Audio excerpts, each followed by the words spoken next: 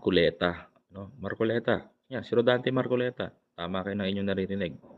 Itong si Rodante Marcoleta ay inihahalin tulad daw kay Miriam Defensor Santiago, mga kapatid. Opo, tama po kayo ng inyong narinig, si Marcobeta, 'no, gustong ihalin tulad ang kanyang sarili kay Miriam Defensor Santiago, mga kababayan ko. Ito po'y hindi ko matatanggap, ako na po magsasabi. Hindi ko po 'to matatanggap at hindi po katanggap-tanggap, 'no. Congressman Marcoleta, 'wag naman po tayong trapo, 'wag naman po tayong makapal ang mukha. Hindi niyo matutumbasan si Miriam Defensor Santiago.